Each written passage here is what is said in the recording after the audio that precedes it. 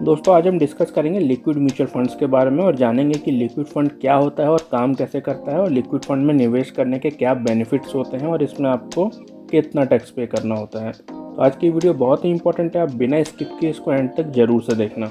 देखिए mutual fund क्या होता है ये तो आप सभी जानते हैं और ये भी जानते होंगे कि म्यूचुअल फंड की डिफरेंट कैटेगरीज होती हैं, जैसे कि इक्विटी फंड, डेब्ट फंड और इसके अलावा भी कई कैटेगरीज होती हैं।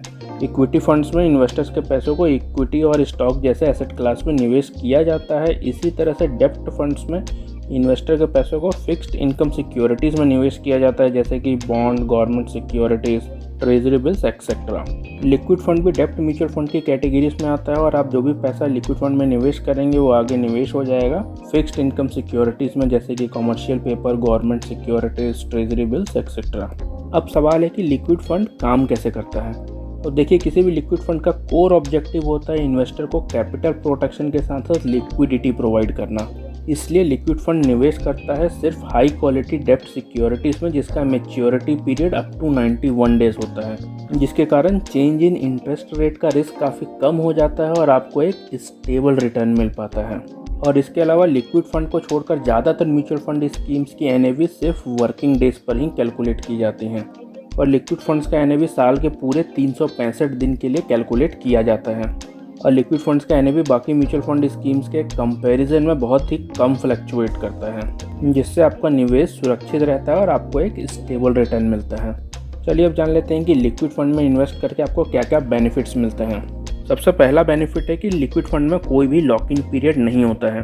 देखिए लिक्विड फंड्स एक ओपन एंडेड स्कीम होता है और यहाँ पे कोई भी लॉकिंग पीरियड नहीं होता है, जिसका मतलब है कि आप कभी भी अपने पैसों को निकाल सकते हैं। फॉर एग्जांपल अगर आप निवेश करते हैं ELSS स्कीम में, जो कि एक क्लोज एंडेड स्कीम है और वहाँ पर 3 साल का लॉक इन पीरियड होता है, जिसका मतलब है कि आप 3 साल से पहले अपने निवेश किए हुए पैसों को नहीं निकाल सकते। पर लिक्विड फंड्स में ऐसा कुछ भी नहीं है, आप जब चाहें तब अपने पैसों को जितना चाहे उतना निकाल सकते हैं। और दूसरा बेनिफिट है कि आपको यहाँ पर किसी तरह का कोई एग्जिट लोड नहीं देना होता है। देखिए ज़्यादातर म्यूचुअल फंड स्कीम में अगर आप अपने निवेश को विड्रॉ करते हैं 1 साल से पहले तो आपको लगभग 1% का एग्जिट लोड देना होता है, पर लिक्विड फंड्स में आपको किसी भी तरह का कोई एग्जिट लोड नहीं देना होता है। और तीसरा बेनिफिट है कि लिक्विड फंड्स में आपको एक फिक्स्ड रिटर्न मिलता है। जैसे कि मैंने अभी आपको बताया था कि लिक्विड फंड्स के NAV में फ्लक्चुएशन काफ़ी कम होता है अदर म्यूचुअल फंड स्कीम्स के कंपैरिजन में, जिसके कारण आपको एक स्टेबल और फिक्स्ड रिटर्न मिल पाता है अपने निवेश पे। और लिक्विड फंड्स का चौथा और सबसे बड़ा बेनिफिट है हाई लिक्विडिटी।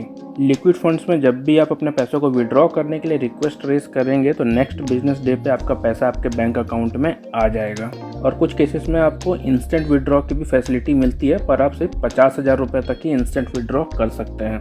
यानी कि आप अभी अप्लाई करिए और अभी के अभी 50,000 रुपये आपके बैंक अकाउंट में आ जाएंगे। और ये जान लीजिए कि यहाँ पर पैसे विड्रॉ करने के लिए आपको बैंक की तरफ कोई ATM कार्ड नहीं मिलता है। इसको विड्रॉ करने के लिए या तो आपको ऑनलाइन अप्लाई करना होगा या तो आपको अपने फंड हाउस में जाकर एक विड्रॉ फॉर्म सबमिट करना होगा, जिससे कि पैसे आपके अकाउंट में आ जाएंगे। और पांचवा बेनिफिट है लो रिस्क। क्योंकि लिक्विड फंड सिर्फ फिक्स्ड इनकम सिक्योरिटीज़ में ही निवेश करते हैं तो इसलिए यहाँ पर रिस्क भी सबसे कम होता है अदर म्यूचुअल फंड स्कीम्स की तुलना में। चलिए अब जान लेते हैं कि आपको अपने निवेश पर कितना टैक्स देना होता है लिक्विड फंड्स में। देखिए आपको कितना टैक्स पे करना होगा ये निर्भर करेगा कि आपने अपने इन्वेस्टमेंट को कितने समय के लिए होल्ड किया है। फॉर एग्जांपल अगर आप अपनी इन्वेस्टमेंट को 3 साल से पहले विड्रॉ कर लेते हैं तो यहाँ पर आपको short term capital gain tax पे करना होगा, जो कि as per investor tax slab charge किया जाता है। और अगर आप अपनी इन्वेस्टमेंट को 3 साल के बाद विड्रॉ करते हैं तो आपको long term capital gain tax पे करना होगा, जहाँ पे कि आपको फ्लैट 20% टैक्स देना होता है विद बेनिफिट्स ऑफ इंडेक्सेशन। तो चलिए दोस्तों आज के लिए बस इतना ही। उम्मीद करता हूँ कि वीडियो आपको समझ आ गया होगा। फिर भी अगर आपके कोई डाउट्स या फिर सजेशन है तो आप कमेंट करके मुझे बता सकते हैं।